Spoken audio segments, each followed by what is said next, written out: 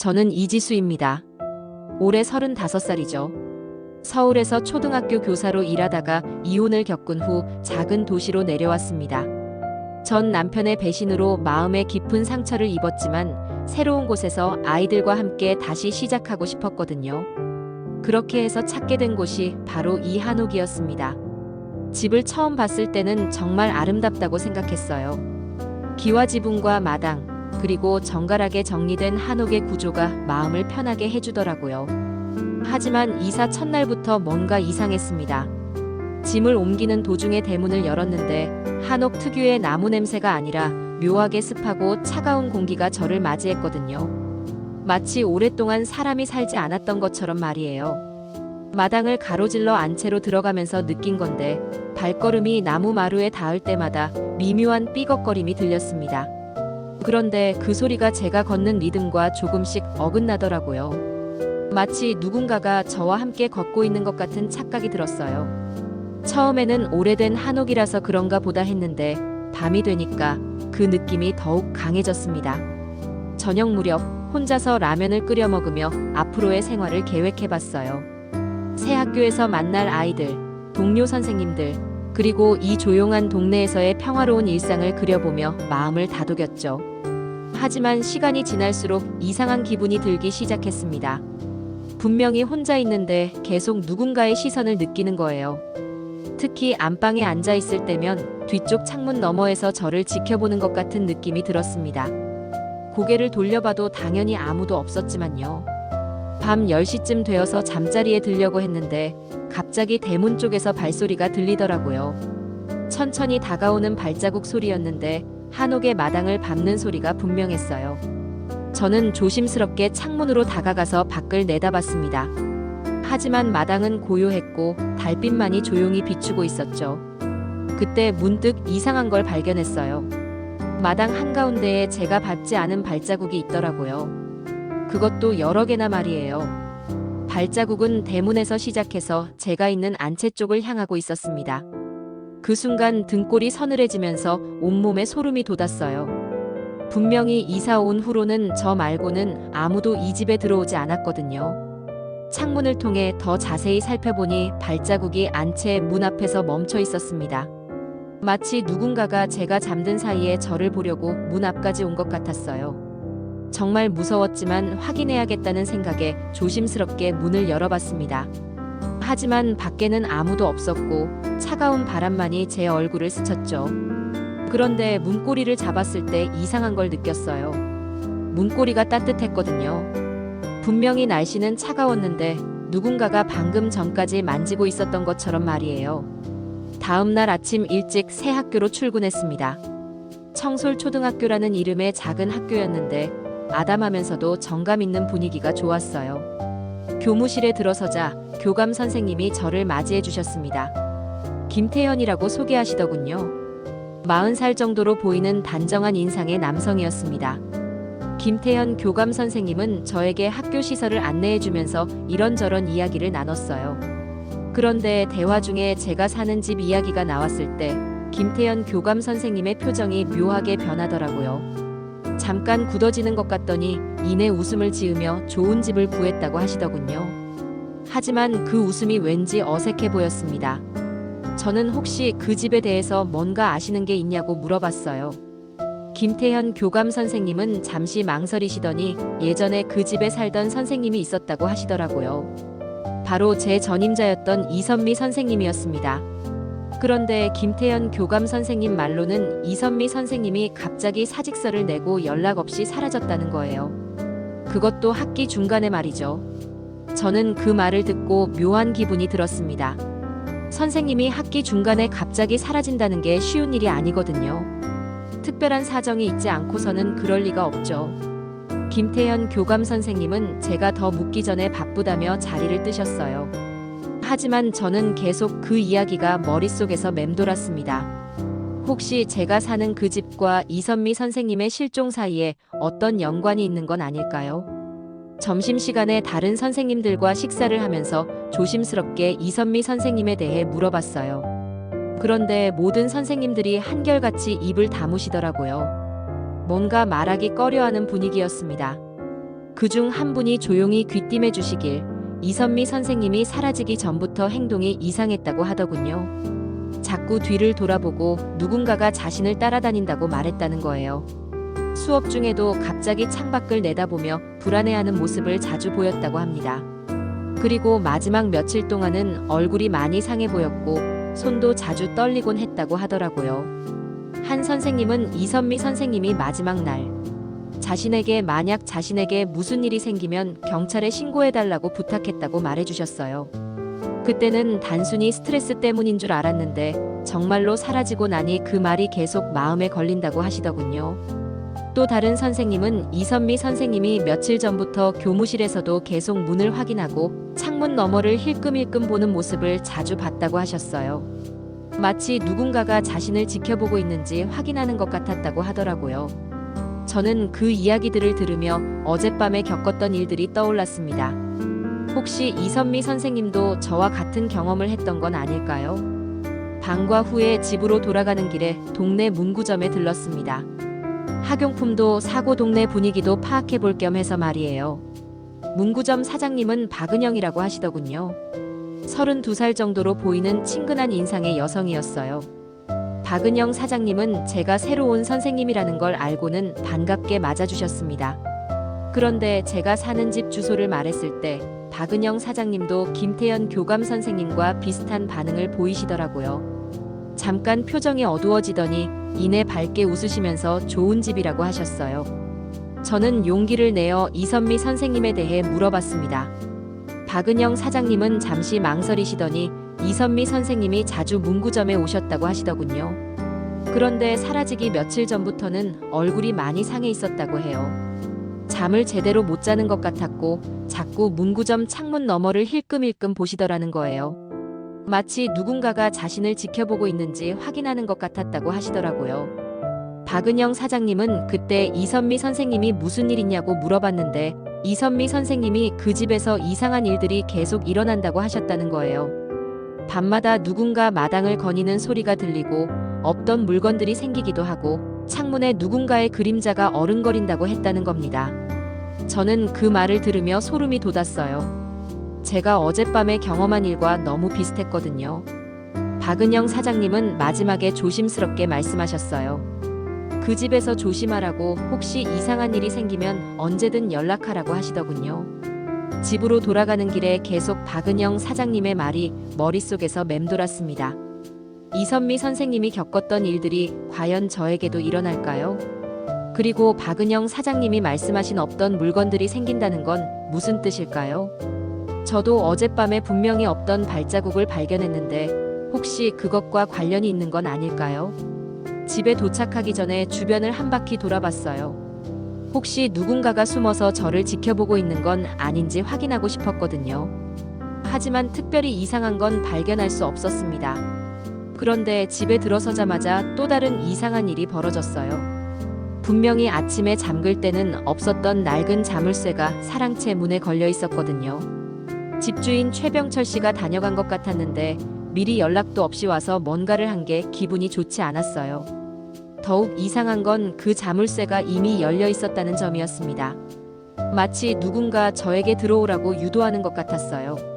하지만 무서워서 들어가지는 못했고 그냥 안채로 들어가서 문단속을 더욱 철저히 했습니다. 그날 밤에 정말 이상한 일이 일어났습니다. 잠들기 전에 책을 읽고 있는데 갑자기 안방 문고리가 돌아가는 소리가 들렸어요. 저는 분명히 문을 잠갔는데 말이죠.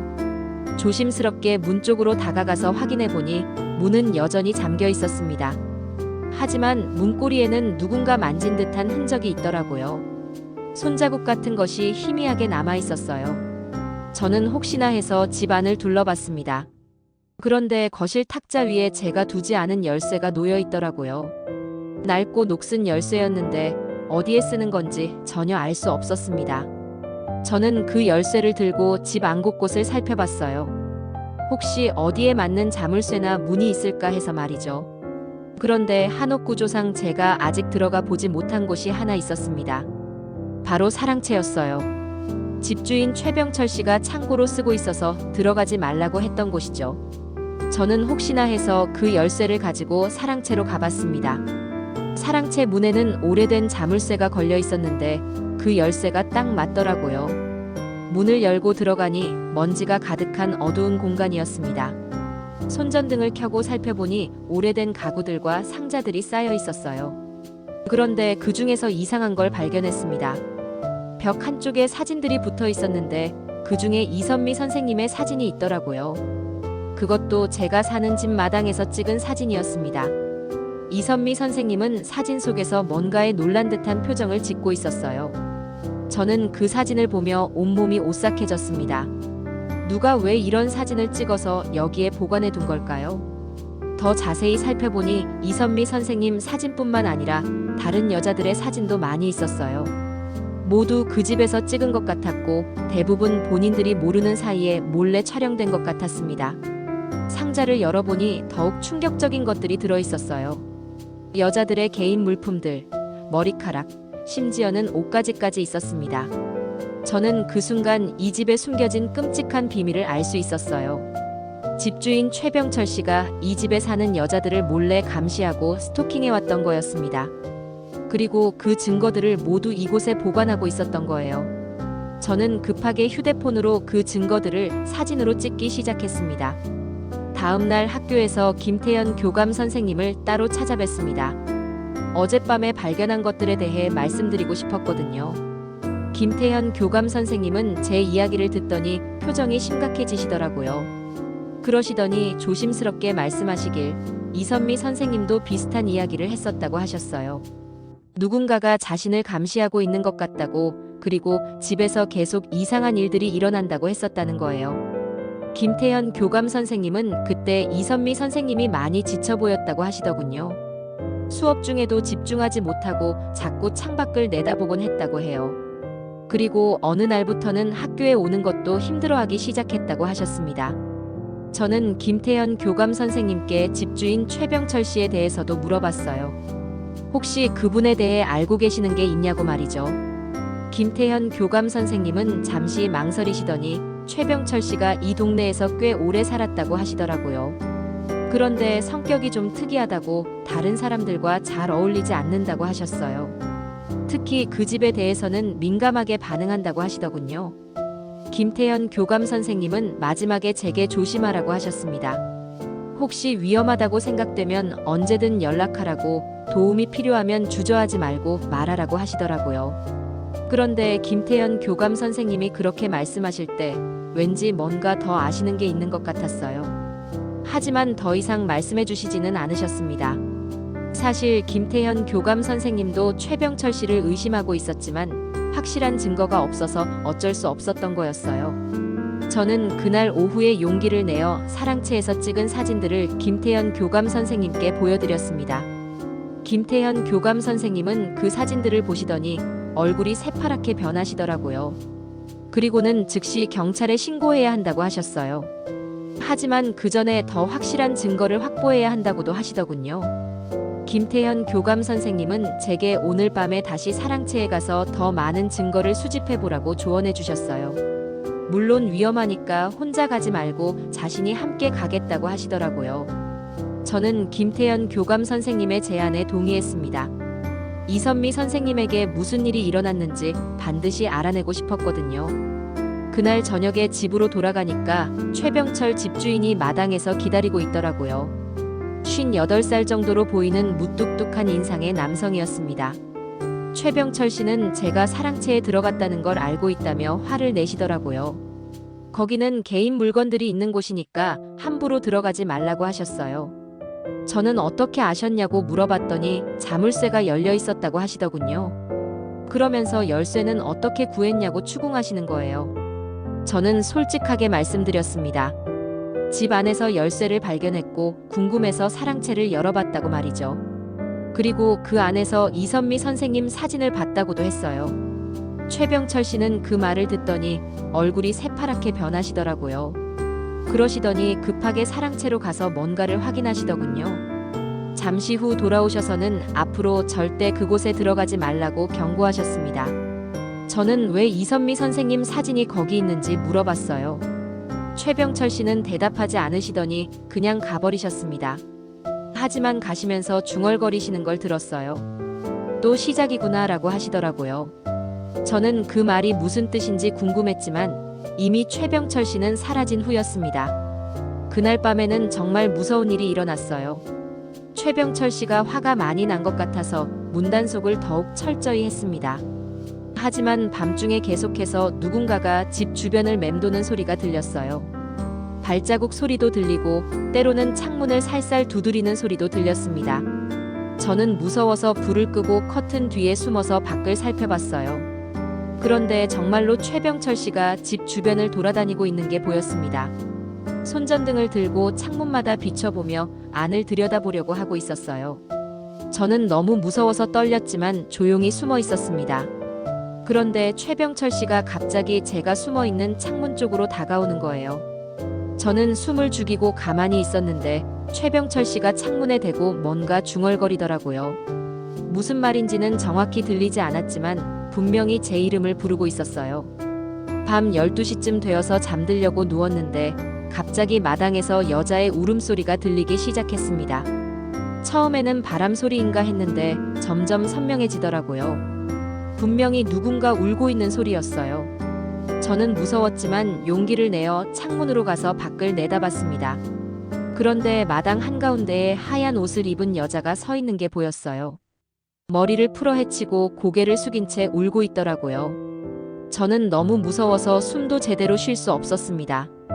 그런데 그 여자가 천천히 고개를 들더니 제가 있는 창문을 바라보는 거예요. 그 순간 저는 그 여자가 누군지 알 수 있었습니다. 바로 이선미 선생님이었어요. 하지만 사진에서 봤던 모습과는 달리 얼굴이 창백하고 눈이 텅 비어 있었습니다. 이선미 선생님은 저를 바라보더니 입을 움직이기 시작했어요. 소리는 들리지 않았지만 입모양으로 알 수 있었습니다. 도망가라고 말하고 있었어요. 저는 그 모습을 보고 너무 무서워서 창문에서 물러났습니다.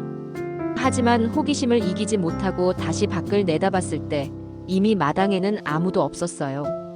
다만 하얀 옷을 입은 여자가 서 있던 자리에 젖은 자국만 남아 있었습니다. 저는 그날 밤 한잠도 자지 못했어요. 이선미 선생님이 정말 죽은 건지 아니면 어디선가 살아있는 건지 알 수 없었거든요. 하지만 분명한 건 이 집에서 뭔가 끔찍한 일이 일어났다는 거였습니다. 새벽녘에는 계속해서 문을 두드리는 소리가 들렸어요. 최병철 씨가 들어오려고 하는 것 같았지만 저는 절대 문을 열지 않았습니다. 그리고 이선미 선생님의 경고를 계속 떠올리며 어떻게 해야 할지 고민했어요. 분명히 이선미 선생님이 저에게 도움을 요청하고 있는 것 같았거든요. 그분의 영혼이 이 집에 갇혀 있는 것 같아서 정말 마음이 아팠습니다. 저는 반드시 이선미 선생님에게 무슨 일이 일어났는지 알아내고 그분의 억울함을 풀어드려야겠다고 다짐했어요. 그런데 새벽 4시쯤 되어서 정말 놀라운 일이 일어났습니다. 갑자기 휴대폰에 문자가 왔는데 발신자가 이선미 선생님으로 표시되어 있더라고요. 내용은 간단했어요. 사랑채 뒤편을 확인해 보라는 거였습니다. 저는 그 문자를 보고 온몸이 떨렸어요. 이미 사라진 사람의 휴대폰에서 문자가 올 리가 없잖아요. 하지만 동시에 이선미 선생님이 저에게 중요한 단서를 주고 있는 것 같았습니다. 다음 날 아침 일찍 박은영 사장님의 문구점으로 달려갔습니다. 어젯밤에 본 일을 말씀드리고 싶었거든요. 박은영 사장님은 제 이야기를 듣더니 얼굴이 심각해지시더라고요. 그러시더니 조심스럽게 말씀하시길 사실은 이선미 선생님에 대해 더 아는 게 있다고 하셨어요. 이선미 선생님이 사라지기 며칠 전에 박은영 사장님을 찾아와서 이상한 이야기를 했다는 거예요. 최병철 씨가 자신을 계속 감시하고 있는 것 같다고, 그리고 그 집에서 예전에 다른 여자가 실종된 적이 있다고 했다는 겁니다. 박은영 사장님은 그때 이선미 선생님이 매우 불안해하면서 혹시 자신에게 무슨 일이 생기면 경찰에 신고해달라고 부탁했다고 하시더라고요. 그런데 정말로 이선미 선생님이 사라진 후에 박은영 사장님이 경찰에 신고했지만 별다른 조치는 없었다고 해요. 단순히 이사를 간 것으로 처리되었다는 거예요. 박은영 사장님은 제게 말씀하시길 최병철 씨가 이 동네에서 꽤 영향력이 있는 사람이라고 하시더라고요. 그래서 경찰도 함부로 건드리지 못한다고 하셨어요. 하지만 박은영 사장님은 분명히 최병철 씨가 뭔가 숨기고 있다고 생각한다고 하시더군요. 박은영 사장님은 저에게 조심하라고 당부하셨습니다. 그리고 혹시 위험하다고 생각되면 즉시 그 집을 떠나라고 하시더라고요. 저는 박은영 사장님의 말을 듣고 더욱 불안해졌습니다. 과연 이선미 선생님에게 무슨 일이 일어난 걸까요? 그리고 저에게도 같은 일이 일어날 수 있는 걸까요? 박은영 사장님은 또 다른 충격적인 사실을 알려주셨어요. 그 집에는 이선미 선생님 전에도 여러 명의 젊은 여성들이 살았는데 모두 얼마 지나지 않아서 이상한 이유로 이사를 갔다는 거예요. 그 중에는 갑자기 연락이 끊어진 사람도 있었다고 하더군요. 저는 그 이야기를 듣고 소름이 돋았어요. 최병철 씨가 이런 일을 계속 반복해왔던 거였습니다. 박은영 사장님은 마지막에 제게 한 가지 더 알려주셨어요. 이선미 선생님이 마지막에 남긴 말씀이 있었다는 거예요. 만약 자신이 사라지면 사랑채를 확인해 보라고 했다는 겁니다.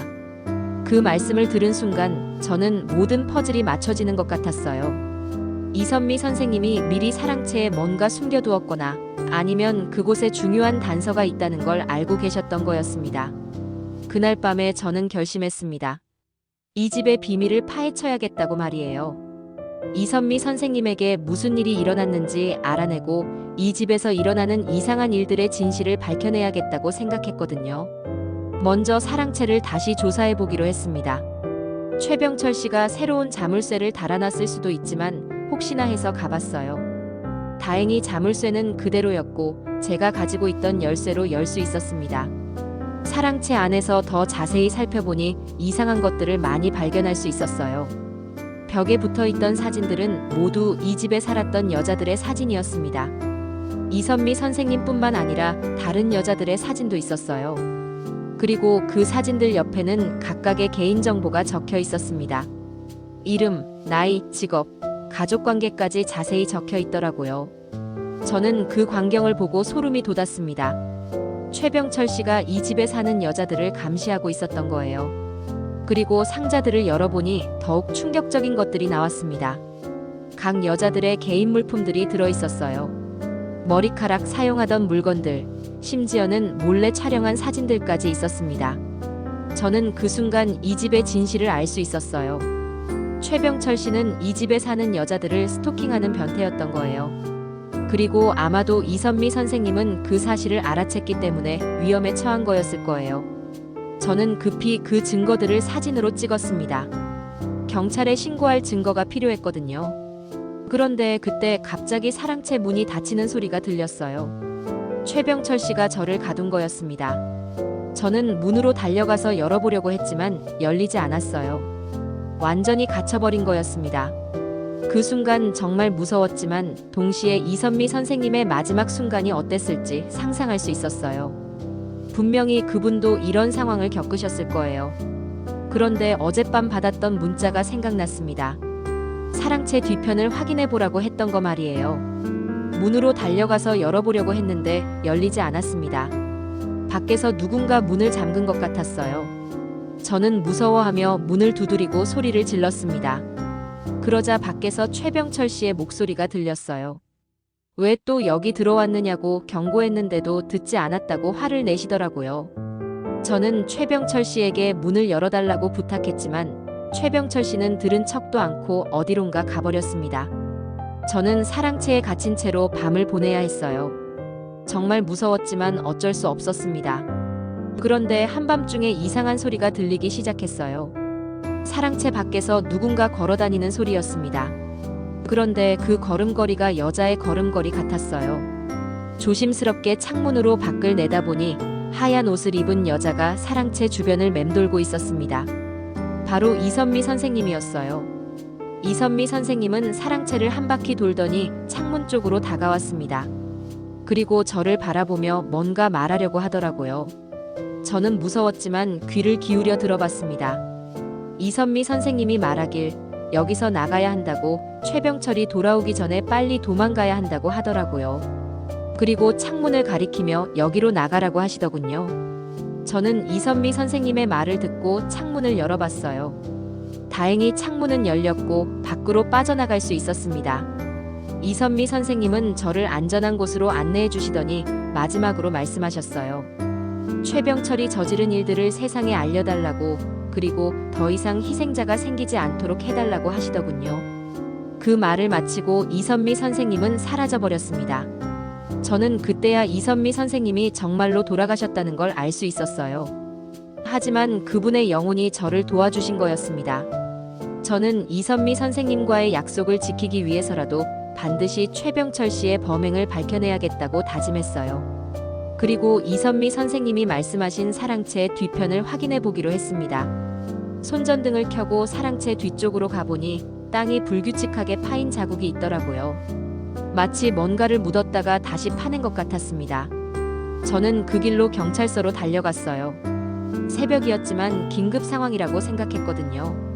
경찰에게 사랑채에서 발견한 모든 증거들을 보여주고 최병철 씨의 범행에 대해 신고했습니다. 처음에는 경찰도 반신반의했지만 제가 찍어온 사진들과 구체적인 증거들을 보고는 바로 수사에 착수하더라고요. 그리고 며칠 후에 최병철 씨가 체포되었다는 소식을 들었습니다. 수사 결과 최병철 씨는 오랫동안 이 집에 사는 여자들을 스토킹하고 감시해왔다고 해요. 그리고 이선미 선생님뿐만 아니라 다른 여자들도 위협을 받아서 이사를 간 경우가 많았다고 하더군요. 가장 충격적인 건 이선미 선생님이 정말로 돌아가셨다는 사실이었어요.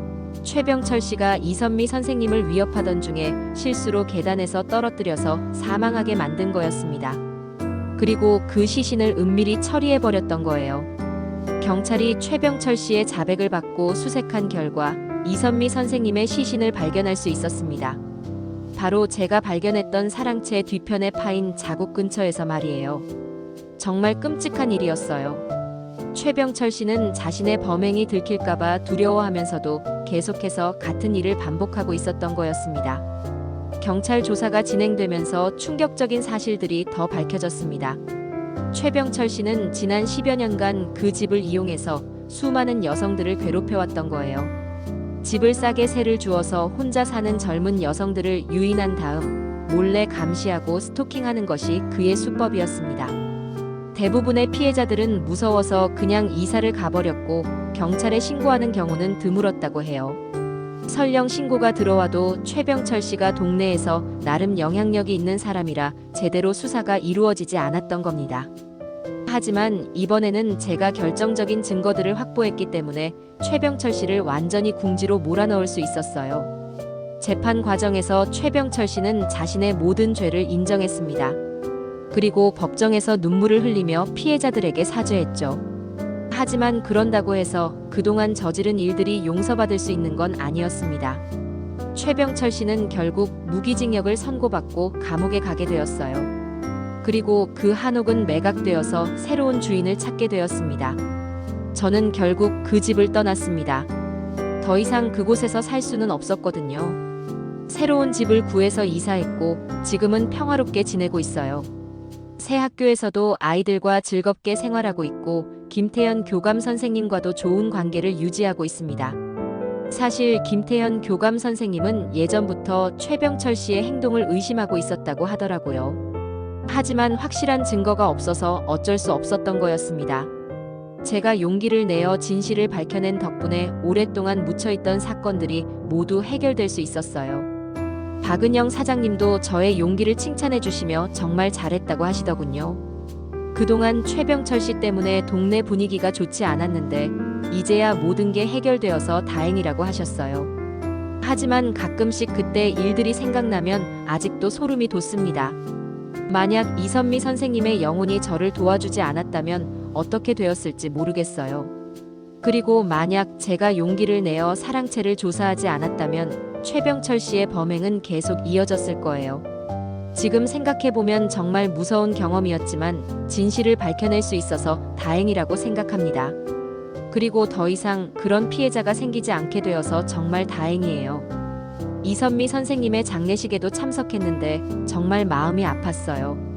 그분이 겪었을 고통을 생각하니 눈물이 멈추지 않더라고요. 하지만 그분의 억울함을 풀어드릴 수 있어서 조금이나마 위안이 되었습니다.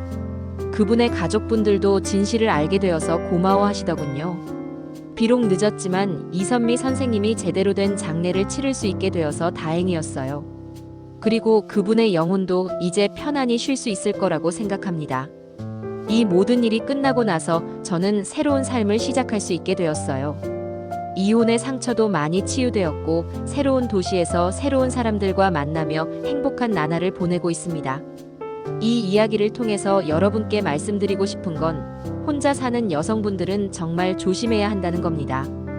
특히 너무 싼 집이나 조건이 좋은 집을 구할 때는 반드시 그 이유가 무엇인지 확인해 보세요. 그리고 이상한 일이 일어나면 참지 말고 주변 사람들에게 도움을 요청하시기 바랍니다. 저처럼 혼자 해결하려고 하지 마시고 가족이나 친구, 그리고 경찰에게 즉시 신고하세요. 여러분의 안전이 가장 소중하니까요. 그리고 만약 주변에 이상한 행동을 하는 사람이 있다면 그냥 넘어가지 마시고 관심을 가져주세요. 작은 관심이 누군가의 생명을 구할 수도 있거든요. 또한 집주인이나 관리인이 지나치게 개인적인 관심을 보이거나 사생활을 캐묻는다면 반드시 경계하시기 바랍니다. 정상적인 임대 관계에서는 그런 일이 있을 수 없거든요. 만약 그런 상황에 처하게 되면 즉시 다른 곳으로 이사하는 것을 고려해 보세요. 돈보다 안전이 더 중요합니다. 그리고 혼자 사시는 분들은 정기적으로 가족이나 친구들과 연락을 주고받으시기 바랍니다. 만약의 상황에 대비해서 누군가는 항상 여러분의 안전을 확인할 수 있도록 해두세요. 저도 이번 일을 겪고 나서 안전에 대해 더욱 신경 쓰게 되었어요. 새 집을 구할 때도 주변 환경과 집주인에 대해 철저히 조사했고 이웃들과도 좋은 관계를 유지하려고 노력하고 있습니다.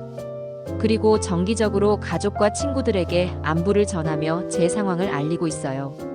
여러분도 이런 일들이 일어나지 않도록 미리 예방하시기 바랍니다. 그리고 혹시 비슷한 상황에 처하게 되면 혼자 해결하려고 하지 마시고 반드시 도움을 요청하세요. 이선미 선생님처럼 혼자 끙끙 앓다가 큰일이 나지 않도록 말입니다. 마지막으로 이선미 선생님의 명복을 빌며 그분이 저에게 해주신 도움에 깊이 감사드립니다. 그분 덕분에 더 큰 비극을 막을 수 있었거든요. 그리고 이 이야기가 여러분께 도움이 되었기를 바랍니다.